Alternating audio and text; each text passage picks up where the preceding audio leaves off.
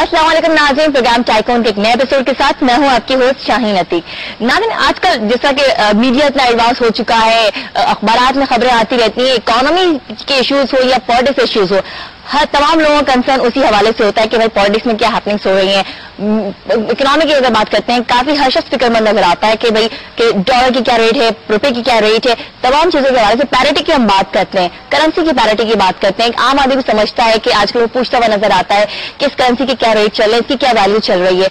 लेकिन एक ऐसी करेंसी है जो मैं आपसे शेयर करूंगी जिसकी पैरिटी अगर आप किसी भी करेंसी से मैच करें तो हमेशा हाई रहती है, और वो है, आप अगर देखें तो वो कॉन्फिडेंस आपका है। कॉन्फिडेंस के हवाले से बात की जाए, इस करेंसी के हवाले से बात की जाती है जो आप ओवरऑल जिसका आपका कॉन्फिडेंस हो, और हमेशा जो क्रिएटिव आइडिया की, स्पेशली अगर आपके पास फ्रेश आइडिया है, क्रिएटिव आइडिया, इससे बढ़कर बिजनेस में कोई करेंसी नहीं हो सकता। क्योंकि आप कोई भी बिजनेस में कोई भी प्रोजेक्ट शुरू करना चाहते हैं, कोई बिजनेस शुरू करना चाहते हैं, सबसे पहले आपके पास फ्रेश आइडिया होना चाहिए, कोई क्रिएटिव आइडिया होना चाहिए, तब आप इनिशिएटिव लेंगे, कोई पहला स्टेप लेंगे। तो जितने भी डॉलर की बात करें, यूरो की बात करते हैं या किसी भी मुल्क की करेंसी की अगर बात करते हैं, उन सबको बीट करने के लिए आपके पास क्रिएटिव आइडिया की करेंसी अगर हो तो तमाम चीजें मात पड़ जाती हैं।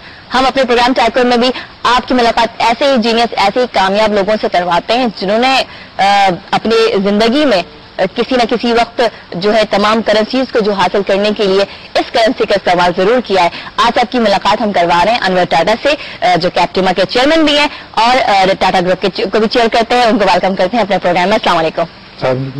अनवर साहब, करेंसी की बात हो ही रही है, इस करेंसी के इस्तेमाल की बात कर लें। आपने कब कैसे इस्तेमाल किया इस करेंसी को, क्रिएटिव आइडिया, फ्रेश आइडिया को, इनिशिएटिव लेते हैं? क्योंकि टाटा ग्रुप के हवाले से स्पेशली बात करती हूँ। पहले देखिए, टाटा ग्रुप जो फॉर्म हुआ है वो आहिस्ता आहिस्ता उसको 50 साल लगे हैं। शुरू में आपका आइडिया जो है तो वो आपका अपना आइडियाज होते हैं।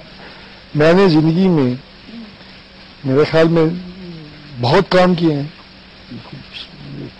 इंडस्ट्री में मैं बहुत लेट आया हूँ। इससे पहले तो छोटी सी दुकान थी हमारी, छोटे से कारोबार थे, इंपोर्ट्स थी, उस पर चलते थे। आहिस्ता आहिस्ता आहिस्ता फिल्में बनाई, ये सारा का सारा काम शुरू करके उसके बाद अल्लाह ने तरक्की दी और हम यहाँ तक पहुंचे, ये उसकी मेहरबानी है। डिफरेंट सेक्टर का जो है ना मजा चखा है आपने के, और उसके बाद फिर एक विजन सामने आ गया कि नहीं अब ये करना है और इसमें कामयाब होना है।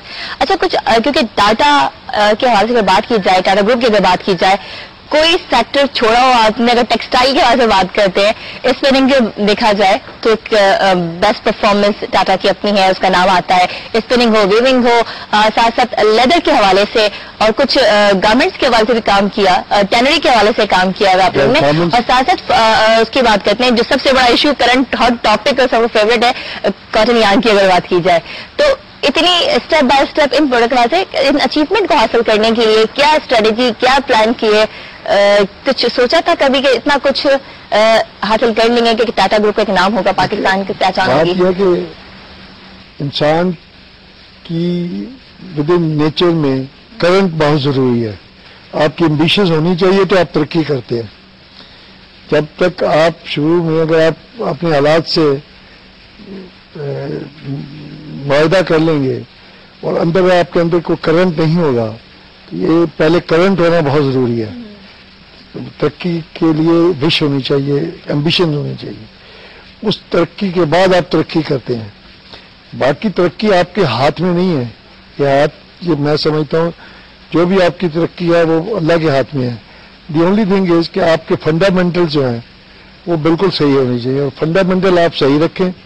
Results are never in your hand, वो खुदा के हाथ में होते हैं।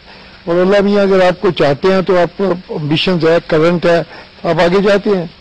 और यही वो वजह थी कि आप छोटे से, मैं जब कारोबार में आया हूँ, बावजूद इसके कि काफ़ी तालीम याफ्ता थे, M.Com LLB किया हुआ था, यानी LLB तो पूरा नहीं किया, तो उसके बाद वहाँ पे अपॉर्चुनिटी क्या थी? उसका तो नौकरी के अलावा कुछ नहीं होता था। CSP का इम्तिहान दिया कि वो नौकरी करेंगे, फिर उसके बाद यहाँ पे बैंक से बच्चा पास कर गया तो बस चाहिए उसको कोई सरकारी जॉब मिल जाए या कोई ऑफिशियल जॉब मिल जाए। यही होता था उस जमाने में। आज से 50-60 साल पहले हमारा मुल्क बिल्कुल نیا جنم لیا تھا. اچھا 50 سال پہلے اس سے ہی پہلے جاتے ہیں آپ کی ارلی لائف میں, بچپن کی زندگی, چنوٹ میں آپ کی اسکولنگ ہوئی ہے, کچھ وہاں کی یادیں, چنوٹ کے اسکول کیسے تھے, کیسے پڑھائی ہوئی؟ تو ابھی دیکھیں ابھی تو بڑے ٹھاٹ باٹ ہوتے ہیں بچوں کے, آپ کے گھر کے جو بچے ہیں ان کے بچے اچھے اسکولوں میں کافی نظر آتے ہیں, لیکن گاؤں کی زندگی کافی ڈفرینٹ ہوتی ہے, مزیدار بھی ہوتی ہے. وہاں کے اسکول کی کیا کیا اسکول تھا؟ جہاں تک مجھے یاد ہے چنوٹ ایک چھوٹا سا دیہات تھا, چھوٹا سا شہر تھا, منی شہر کہہ سکتے ہیں. وہاں پہ اس زمانے میں الیکٹریسٹی نہیں ہوتا تھی, اور وہاں پہ اسکول کوئی نہیں ہوتا تھا. یعنی ہماری کمیونٹی نے وہاں پہ ایک اسکول بنایا تھا, اس کو اسلامیہ ہائی اسکول کہتے تھے. گورنمنٹ کا کوئی اسکول نہیں تھا, there was no government schools. تو اسی اسکول میں ہم پڑھے, جو وہاں پہ لوگ پڑھنا جاتے تھے اسی میں پڑھتے ہیں. اور وہ فیسلٹیز کیا ہوتی تھی کہ زمین پہ ٹاٹوں پر بٹھا کے پڑھاتے تھے. اور وہاں پہ اس وقت کیا ہوتا تھا کہ وہاں پہ جہاں تک مجھے یاد ہے کاغذ کے اوپر ہم نہیں لکھ سکتے تھے, کوئی مہنگا ہوتا تھا. سلیٹ لیتے تھے, اس پہ لکھتے تھے, تختی لیتے تھے, اس دوات کے ساتھ قلم کے ساتھ لکھتے تھے, پھر اس کو دھو کے پھر استعمال کر لیا سلیٹ پہ.